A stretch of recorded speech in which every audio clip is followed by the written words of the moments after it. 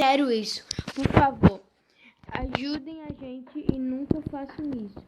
Assim, e aconteceu uma coisa muito estranha no meu canal, que eu não sei se já contei pra vocês. Pera, deixa eu tirar essa armadura pra vocês me verem melhor. Olha, antes eu tava com mais inscrito, eu tava com 13.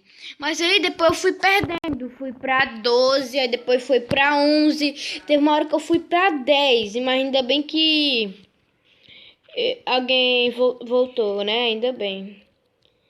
Aí depois veio, né, meu amigo, meu novo inscrito, que eu gosto muito dele. Cara, tamo junto. E só falta mais um pra eu voltar com 13 inscritos, né? E aconteceu isso também no canal dele. Vou mostrar pra você. Olha só, gente. O meu amigo aqui, né, meu novo inscrito, ele tava com 41 inscritos e foi pra 32, mas agora tá em 33, então tá indo, né? Aí ele mandou esse vídeo aqui também. Vamos assistir. Vamos ver. Gente, por favor, eu tinha ganhado vários inscritos, velho. Mas, mano, eu tava com 41 inscritos. Mano, e agora eu tô com 32, velho. Tão se desinscrevendo tudo, velho. Por favor, não faz isso, velho. Eu ia fazer uma live comemorando, mano, que eu tava perto de chegar a 50 inscritos, que é a minha nova meta.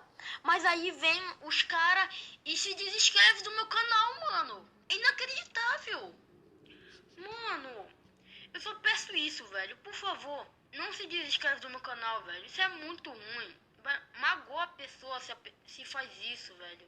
Por favor, não se inscreve no meu canal. Tamo junto e é isso. E é nóis, falou. Viu, gente? Disso que eu tava falando. Vocês ficam se inscrevendo no canal dos outros. Aí isso magoa muito a gente, desmotiva nós. Aí deixa com nós com menos vontade de trazer vídeo pra vocês. Por favor, não façam isso. É muito ruim e errado também para a motivação dos outros. Então é isso. Deixa o like e se inscreve no canal meu e do meu amigo lá, né? Então é isso. Tchau, gente.